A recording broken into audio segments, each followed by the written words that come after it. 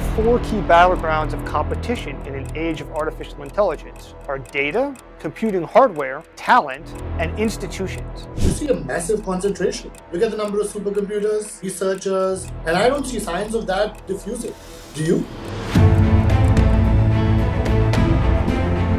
Well, Chinese behavior has alienated a lot of countries in recent years, and that's going to cause China to fall even further behind. What the other countries and the role they are likely to play? India is in a tremendous place to compete in technology globally. There's really tremendous opportunity for Indian companies to grow, not just domestically, but also to compete on the global stage.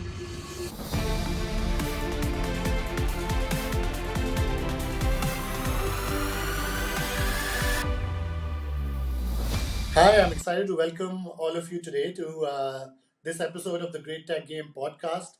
Today I have a great guest with me, Paul Scharre of Center for New American Security, who's written some exciting work. I've been watching some of the work he's put out recently, and I was telling him so many questions were popping up in my head that I thought the best thing to do would be to get Paul onto the podcast and talk to him about both the research that he's already put out and the work that he's done, but also then stretch into some questions that he might not have spoken about so far. So welcome again, Paul. It's great to have you. Thank you. Thanks for having me. So let's dive right in. You've written a great book called The Four Battlegrounds. You've laid out how this AI race, this competition for AI leadership and dominance in our world is going to play out. You've drawn parallels with the Industrial Revolution and how this battle for AI might shape not just our lives, but also the global power, global order. Why don't you tell us what those four battlegrounds are and how you got those four and not any others? Right. Well, that's a good question. Well, I think, there's obviously a tremendous amount of interest about artificial intelligence right now, and people around the world are trying to understand what does it mean for their lives, for their society, for economic productivity. What my recent book, Four Battlegrounds, really digs into is how will artificial intelligence change global power? And we saw in prior industrial revolutions that nations rose and fell on the global stage based on how rapidly they industrialized. And in fact, even the key metrics of power changed.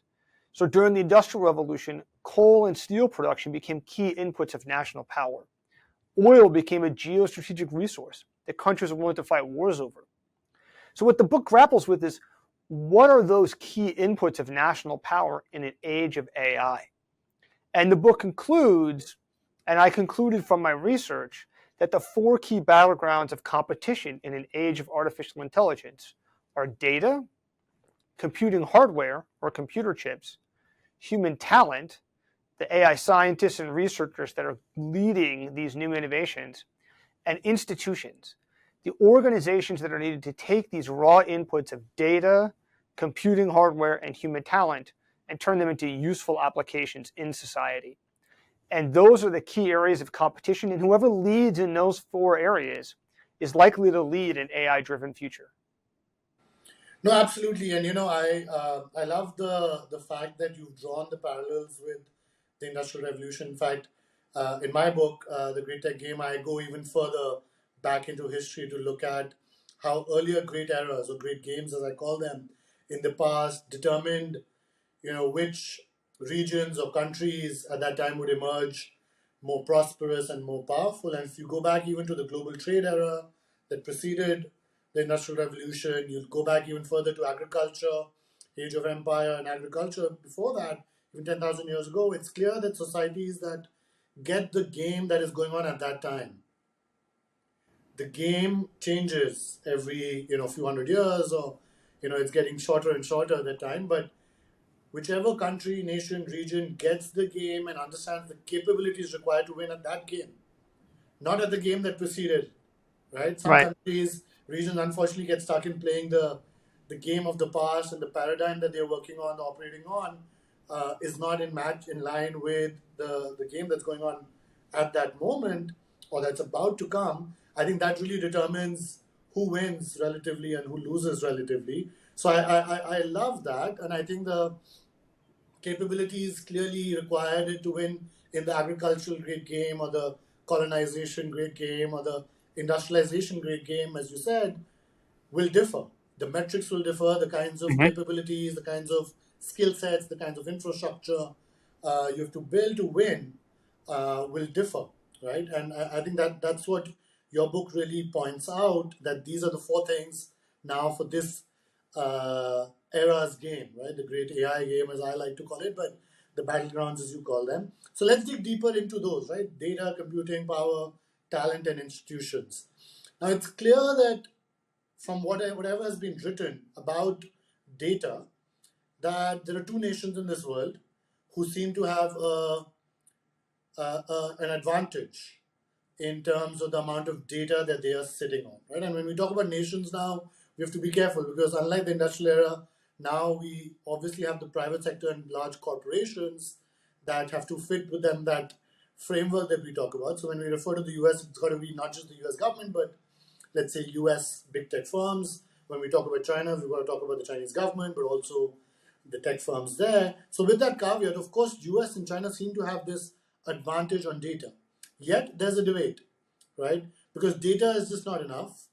It's about the ability to make sense of the data, intelligently use that data, and as your fourth point, the institution's point alludes to, you've got to figure out applications of that data. So let's talk about that piece, right? It's clear that two nations seem to have advantage in terms of the data they're sitting on. Where do you see the advantages lie, or what kind of capabilities need to be built to make uh, use of that data more smartly? Right. So data is really essential for artificial intelligence because modern machine learning systems are trained on data. They're not rules-based systems like older types of software that we're used to, like commercial airline autopilots that are based on a set of rules about how the aircraft should perform. For machine learning systems, they're trained on massive data sets. So having very large and diverse data sets is key. And certainly countries like China, the United States, and others are going to have access to data. In many ways, data is a pretty level playing field. What's going to matter more is finding the best ways to harness that data, as you said. And so that's really about a process for building a pipeline for refining that data, collecting it, refining it, getting it ready to train a machine learning system. Because just like you can't take crude oil pumped out of the ground and then stick it into a car and have the car run, you have to refine the oil. You also have to clean up and refine the data to get it ready to train a machine learning system on it. You can think of data as sort of the oil that fuels the engine of machine learning. And you've got to refine that to make it useful. And so having a data management process, which sounds boring, you know, but that doesn't sound very exciting. But that's the reality for companies and for countries. That's what's going to make a difference in terms of them getting a competitive advantage over others. And how do you start to measure that, right? So if you wanted to benchmark countries on that particular metric now, how do you start to even measure that capability? Well, this is what's really interesting is that a lot of the areas, the metrics that have been thrown out about data, when I looked into them in researching the book, I think people are focused on actually the wrong things. So, for example, one of the statistics that's been thrown around is that China would have an advantage in data because of their larger population versus, say, the United States or Europe, for example. And it's true that China has a bigger population and they have more internet users than the That's United true. States or Europe. There's the same But argument, by the way, that India is making domestically to say that actually we have an advantage because, much like China, we happen to be sitting on a massive mobile internet user base that's transacting online all the time now. right, and that's not a bad thing. Right? It's better to have more data. Volume does matter here in terms of data, but what matters more is having tech companies that have global reach. So U.S. tech companies have operations around the world. They're not confined to the U.S. population. YouTube and Facebook have over 2 billion global users each. Whereas we've seen with Chinese companies, they've really struggled, other than TikTok, to gain a foothold outside China. And so having the aggregate number globally of users is important, having global reach. And it also helps the diversity of data, which is really important because algorithms often don't translate across different kinds of data. So the way that Chinese internet consumers might make purchases, right, might be different than Indian internet users or internet Or users in European or American. That's right. right Brazil or somewhere else. So that diversity is also key. Yeah, no, I take that point. I think the diversity is the biggest enhance user data that you have, as long as you have advantage in terms of diversity of the data, you definitely have an advantage there. But let me flip you and play devil's advocate for a second. What advantages do you see China still having? Well, one of the advantages that China has is they are training more AI researchers than anyone in the world. More of the top AI researchers come from China than any other country. Now, the disadvantage from China's standpoint is they tend to lose their best AI researchers. They go abroad to the United States and Europe, and then many of them don't come back. And so China is sitting on a latent potential of AI researchers, but they're losing a lot of that talent overseas. So that's an opportunity for China if they can harness that and keep more of their AI scientists or find ways to bring them back to China. But right now, their policies are really probably benefiting, that Chinese talent is benefiting other countries outside China more. Yeah, and let's talk about the computing power piece also. So it's clear that semiconductors and specific AI, specific chips that are required to have the kind of compute power that you want for your AI models and your AI training engines is now becoming a geopolitical battle, right? Right. The US wants to deny certain hardware and capabilities on that front to its rival. The Chinese, of course, are saying we're going to go one step deeper here, and the rare earth materials that you need to make some of these chips, we're going to maybe possibly cut off access on that. Where do you see this computing power battle? How do you see it panning out, given now the confrontation has been laid out? Well, I think we're only at the beginning, and I think it's likely to ratchet up in the years ahead because these most powerful AI systems, large language models like ChatGPT, they use massive amounts of computing power. So there's a lot of data, and then to train these huge data sets, they need lots of computing power to train the algorithms on all of that data. And so the biggest and most capable AI systems are using thousands of very specialized chips running for weeks or months at a time. And these chips are only made in a very small number of places, predominantly in Taiwan and to a lesser extent in South Korea. And they're only made using equipment that's built by 3 countries in the world: Japan, the Netherlands, and the United States. And so, as you pointed out, these have already become a battleground of competition globally because the US has put in place export controls, and more recently, Japan and the Netherlands joined those earlier this year on the manufacturing equipment. And then the US even put in controls on the chips themselves going to China. And so that's going to constrain China's ability to compete. But if we continue to see the most advanced models using more and more computing power, the value of these chips is only going to go up. And if these export controls stay in place, which I think they're quite likely to do so, it's going to widen the gap between China and other countries that are able to access these computer chips. And that's going to cause China to fall even further behind. So we may see retaliation from China in the long run. I think that's a definite possibility. Great. So if you, on that last point, if you're a Chinese strategist now, you see this is happening, you see the requirement for computing power just going up over time, and you understand that you're going to be denied access. If you're a Chinese strategist, what do you do? Well, I think it depends on where you are in the Chinese ecosystem.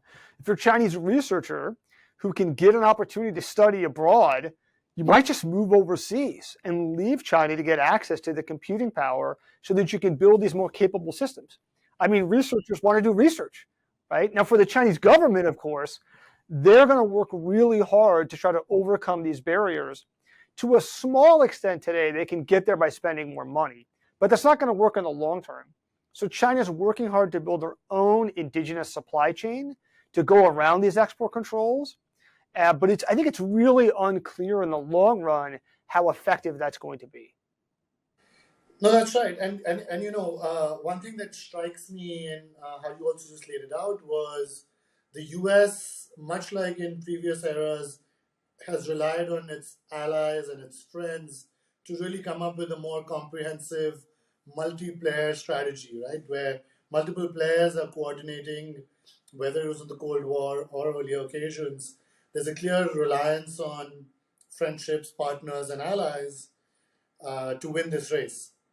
The Chinese, on the other hand, as you just were saying, the idea here seems to be to develop their own capabilities now internally, which by definition is also suggesting that there aren't enough partners, possible friends there who could help the Chinese build up these capabilities faster than they might be able to, let's say, build it out themselves, especially in light of the fact that the other side seems to be a host of friends with key capabilities, like as you mentioned, Korea, Netherlands, Japan, right, and the US coming together. So it seems like a one-man battle against a multiple-player team, which seems to be a big disadvantage. Well, Chinese behavior has alienated a lot of countries in recent years.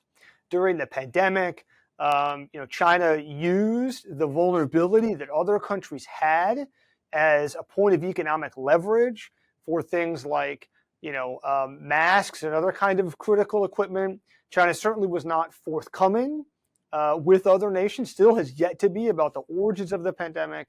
China has used this economic dependency that other countries has as a point of leverage over them to coerce them. China's had a major military buildup in the region and has threatened other countries, including border clashes with India, military exercises around Taiwan, and bullying neighbors in the South China Sea. So China's really gone out of the way to alienate a lot of other countries in the world. And one of the countries that China has looked to deepen its partnership with, including launching a major initiative last year, is Russia. That's not looking so great right now.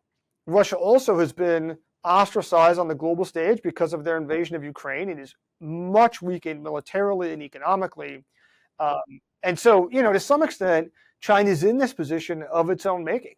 Yeah, yeah, and that technically I think applies not just to the specific competition we are talking about, which is around AI, but even the broader geopolitical competition. I think those points apply as much to that. But let me dig deeper into another piece which you haven't, I think, spoken about as much, which is, again, going back to history and using the Industrial Revolution, and as I was mentioning, even the colonial era as a historical parallel. During the colonial era, and I'm specifically a big history buff, and I like to look into history to see how things panned out in earlier eras to kind of get clues for what might happen today and tomorrow. I know not everything plays out exactly, but sometimes you find very interesting clues. So if you look at the colonial era and even the industrial era, there are waves in which seems like certain players seem to be winning that race.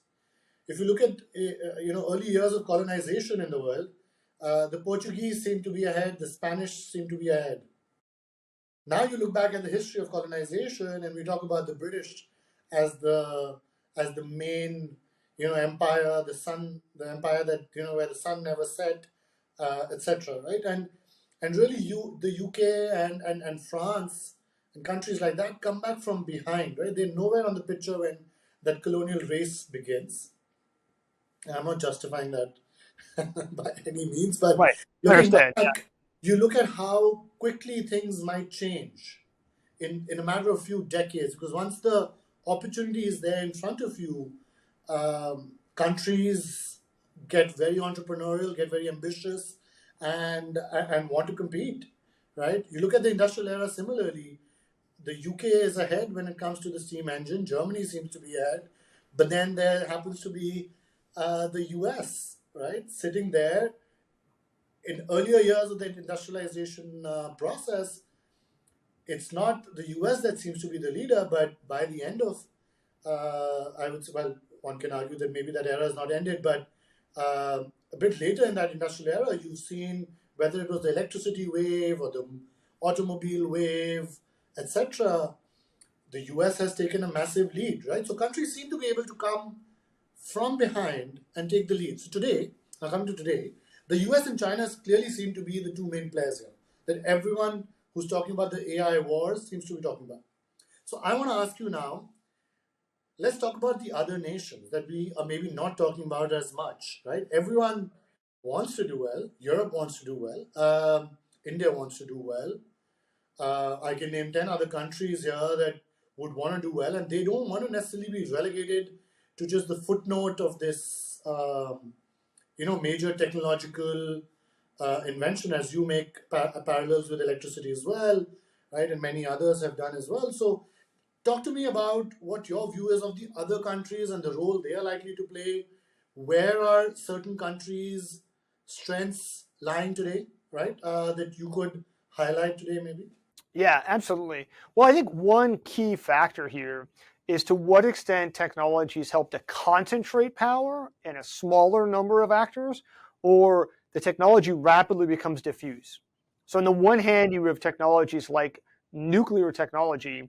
It's very difficult to develop nuclear reactors or nuclear weapons, and nuclear weapons are really limited to a small number of countries. They really divide the world into those who have nuclear weapons and those that do not. But then you have other technologies like smartphones that proliferate very rapidly and then in many ways level the playing field. So which one is artificial intelligence? And I think what we've seen so far is that AI proliferates very rapidly and that tends to level the playing field. So even though the United States and China right now are the main leaders in artificial intelligence, those gains proliferate to others very quickly. If you look at just what's happening on the battlefield in Ukraine, artificial intelligence is being used on the battlefield. And in some cases, it's being done by civilians in Ukraine that are taking machine learning tools that are available for free online, and they're downloading them, they're training neural networks, they're putting those on civilian drones that are then being used on the battlefield. And that just shows how widely available the technology is. We've already seen this with military drones, and even non-state groups like ISIS had a drone air force that was actually pretty capable and caused some casualties among Iraqis. And so that's like an area where with AI, I think really all countries and even non-state groups and individuals are going to have access to AI technology. It's going to be more about how do they use it, how do they harness AI effectively for whatever purpose they're trying to do, whether it's a country increasing their national power or a company increasing their growth and their revenue. Using AI is going to be what really matters the most. But going back to the four pieces you mentioned, right? Data, computing power, talent, and institutions, right? So it seems to me that what you just said would fall under the institutions bucket, right? So you could have companies, you could have maybe certain individuals, certain governments in certain maybe spheres of their functioning could leverage the power or the technology advantages that AI systems offer to apply them to certain use cases. But if you look at data and various aspects of it, the intelligence and the actual access to data, the computing power, and the talent, right? You look at any charts today measuring these objectively, you see a massive concentration. Massive, massive concentration. Look at the number of supercomputers, massive concentration at the top, right? You look at the number of researchers and top researchers, top sort of number of patents that matter. All of that seems to be very concentrated. So my counter question to you, saying that no, this is going to diffuse very widely, is I feel that unlike the railways that may be diffused really widely, because the British, even though they invented the railway system, didn't seem to have any intellectual property protection on it, and everyone who could, like for example, the US suddenly builds a much bigger railroad system than the UK ever did, despite having a massive empire. Unlike that, today we are looking at a very protected set of technologies when it comes to the data, computing power, and the talent. And that seems to be extremely, extremely concentrated. And I don't see signs of that diffusing. Do you? Well, I do. Yeah. So right now, at the leading edge of artificial intelligence, the number of companies building the most advanced models is very small. Models that are equivalent to ChatGPT, it's a handful of companies, OpenAI, Anthropic, Google, Microsoft is a partner with some of these companies, and Meta are really the leaders in this space. But Some of these companies are withholding their models. They'll invest tens of millions of dollars to train a cutting edge AI model like ChatGPT. OpenAI has not shared ChatGPT or its successor GPT-4 with others. So you can access the model, you can interact with it. To use the railroad analogy, you can get on the train and ride the train, but you're not getting your own train. But Yeah, Meta, that's what's right. You're that? not getting the revenues from the railroads, right? So you're not the ones benefiting from the infrastructure building, and you're not the ones who can charge the ticket fare, so to say. And neither, are you very likely to build a parallel railway track. Right. Well, so Meta has had a different approach where they've been sharing their models publicly. So just very recently, they released their latest model, Llama 2, and they put the whole model available online. And anybody can download it, can retrain it, can use it.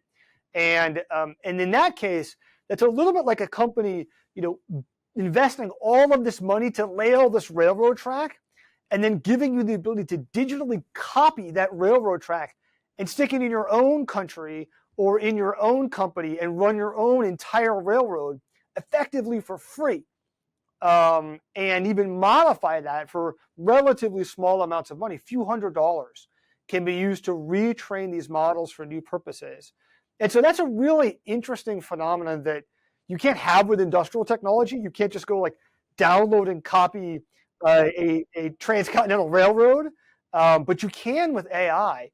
And so that ends up being really democratizing in terms of the technology and making it very widely available. What about the research and talent piece? There, it seems to me that much like research talent in other spheres, the best talent seems to want to be in the company of other great talent, right? And AI research seems to build on top of the research that others are doing. You want to be around those people.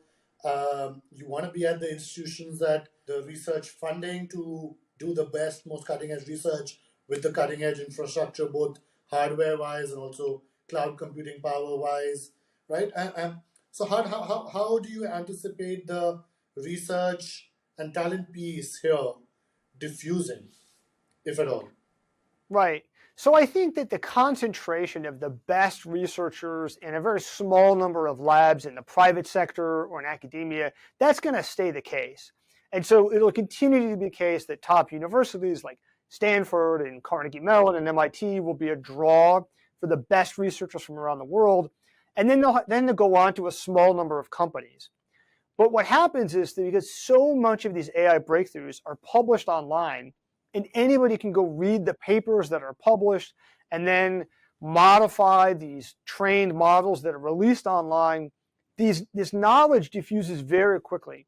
And so you don't have to be the best researcher in the world to get access to some of the findings from the best researchers in the world because they're all sharing it openly. And so that allows that knowledge to diffuse pretty quickly, even if the people themselves maybe don't move and they stay concentrated in a small number of places. Yeah, yeah, yeah. Let's talk about a couple of pieces that I think maybe you haven't included in those top four. So I want to get your views on that. Like Yeah. capital, right? Which in a way may be like a underlying assumption or requirement, a prerequisite for any of these four things that you've mentioned. But capital seems to be a big mode, big advantage, or if you see it from the perspective of other countries, other companies that are not in that select few companies or select few nations group today, capital seems to be a big hindrance today because to train any of these models, the kind of infrastructure you require, the kind of computing power you require, the cloud expenses that you'll incur, right? The money you have to pay to the best researchers if you want to keep them, that piles up, right? And Sam Altman of OpenAI was in India recently, and one of the venture capitalists in India asked him this question, and it became a much talked about thing. But the essence of that question was: can a country like India, where the venture capital ecosystem is thriving, but it doesn't have the kind of depth of capital, let's say, like the US venture capital ecosystem does, can it really build large language models? or will it have to confine itself to either finding applications built on top of these LLMs being built in the valley, or to find smaller models that might be more niche and specific, right? And the answer broadly was you need a lot more capital than you maybe have access today to, right? So let me ask you: Is capital a good addition to that number, like to number 5 in your list? Yeah, no, capital is important. I think that if you were to add a number 5, capital would be a good contender for that one, because what we're seeing is the cost of training these models is skyrocketing. And so the best estimates are that the cost of training GPT-4 cost maybe about $50 million for the final training run. All in, if you count earlier experiments, it's probably more like about $100 million to train that model. And what's really mind-blowing is the costs are growing exponentially. So if you look at data for the last decade or so, the cost to training these models are doubling every 18 months. That's the new And that Moore's means law, that correct? right It's a like year the and a half cost from is now, doubling. that's going to cost $200 million and so on. So that's really expensive. And that's already making these models just out of reach. They're just priced out of a whole range of actors, including small startups and academics. They can't afford the computer chips to train these most capable systems. So I think that really is capital's a big factor in who's able to compete at the frontier of AI.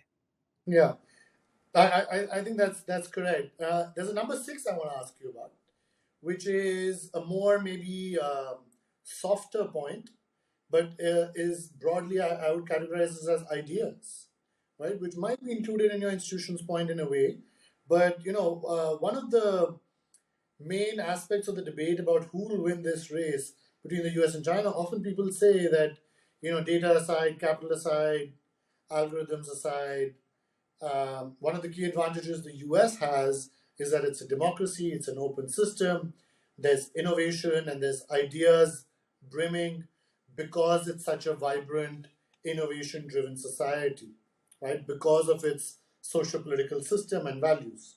Compared to let's say, the Chinese, where the characterization at least is that it's a closed economy, it's a slightly more top down economy in society, and hence as a state like that, the ideas here will be less vibrant or less brimming from the top, right?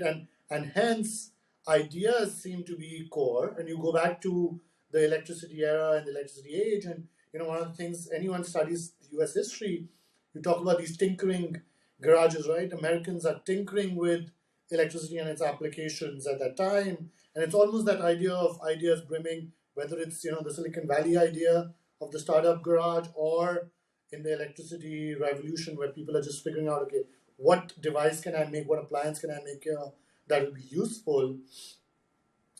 Do you think ideas is a possible 6th candidate? Well, ideas are absolutely core to, because the innovation comes from people.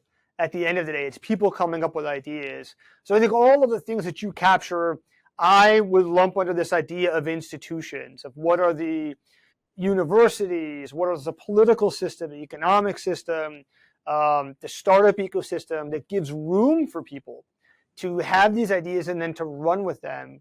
I do think that open societies have an advantage here because they allow the free flow of ideas and of people and of capital. But I also think that we shouldn't count out a society like China. We've seen in China that people don't have to be politically free to be able to be quite innovative, to develop new technology, to mature it.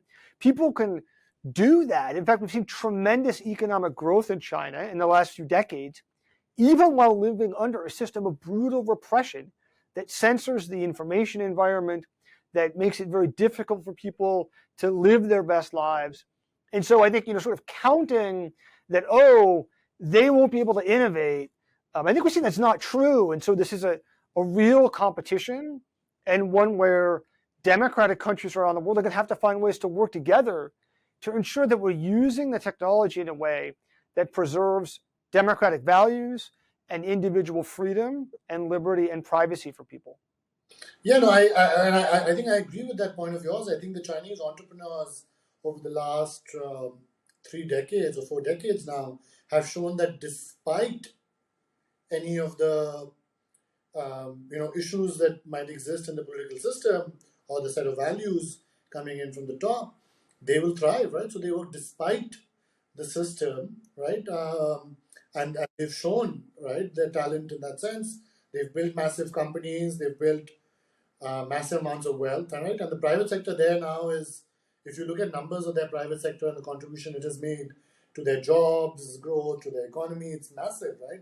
60-70% of their job growth comes from the private sector. And it's now almost the recent last 2-3 years where the government seems to be cracking down on the big tech firms in China. Again, seems to me to be them kicking themselves in the foot, right? To kick themselves in the foot, that in a way, like the goose that is laying the golden egg for China, which is their private sector and their entrepreneurs, to sort of um, bring them down, I think is probably not the best move. But let me ask you about India, right? Now, India and the US over the last few years have become as close friends as they have ever in history. Prime Minister Modi was in Washington D.C. recently, and it was clear that the two countries are going to be looking at technology as a key source of their partnership going forward. Where do you see India's role in this AI competition? Well, I certainly think that in terms of the U.S.-India relationship, there's tremendous opportunities, not just in technology, but other areas as well, for the two countries to deepen their cooperation in ways that benefit both nations. But more broadly, India is in a tremendous place to compete in technology globally. Not only does it have a large population, it is a very well-educated population, especially in science and technology, a vibrant and healthy startup ecosystem. And so I think there's really tremendous opportunity for Indian companies to grow, not just domestically, but also to compete on the global stage. And there's so much fluidity in the tech space that there's always opportunities for new entrants to break into the market in the region and globally and compete as we're seeing the technology shift constantly, whether it's in social media or digital platforms or in artificial intelligence. Yeah, and talent also seems to be possibly, I think, a key aspect of the partnership there. Let me wrap up soon. I know we are running out of time here, but let me ask you about global governance of AI, right? So, as this battle plays out, what role do you see global governance playing here? Is it going to be a little bit of a free for all for some time to come, or do you feel that the countries of the world might actually be able to come together to form certain core principles, certain institutions, maybe even to govern the development of AI? Well, I think we're going to have to. I think having some kind of global governance for AI is not a choice, it's a necessity. But I think it's likely to take some time to get there. That right now you see a lot of interest among countries on the global stage about this. The UN Secretary General has talked about global governance for AI. The UN Security Council recently met on this particular issue. But there's so much debate about, what do we even mean when we say AI? What are we talking? Are we talking about facial recognition? Are we talking about chat GPT? Are we talking about self-driving cars? Are we talking about AI in military, correct? Or in the military, That is correct. where countries have been having discussions at the United Nations back since 2014, so really almost a decade, but they have yet to reach agreement on any kind of consensus on what to do. So diplomacy is moving a lot slower than the technology here. Technology is racing forward very quickly. So there's a real imperative for countries to come together, particularly around AI safety, to ensure the systems that companies are building are going to be fielded in a way that's safe. It's not going to cause accidents. But I do think it's probably going to take some time to get to some global governance that we're going to need to develop for AI. Yeah, and for incentives to get aligned. No, this has been great, fascinating conversation. Thanks so much, Paul, for taking the time and sharing all these thoughts and insights with us. We like to end every podcast episode with two quick questions. One, for people interested in these kinds of topics, technology, geopolitics, AI, recommend a book other than, of course, your own or mine that you could recommend for readers to read. That's one. And second, a guest that you would recommend for our podcast. Well, I think in terms of a book, I think that The New Fire by Ben Buchanan and Andrew Embry is excellent. That's a great book. It's worth checking out. And then in terms of a guest, Leonard Heim, who works at the AI research group Epoch, that's looking at AI research trends and the governance of computing hardware. It will be a great person to check out. Really thoughtful, doing a lot of work looking at the hardware aspect of this competition in particular. No, great. Both great recommendations. We'll follow up on that. Thanks so much for taking the time, and we look forward to staying in touch. Sounds great. Thank you. Thanks for having me on the show. Thanks everyone for listening.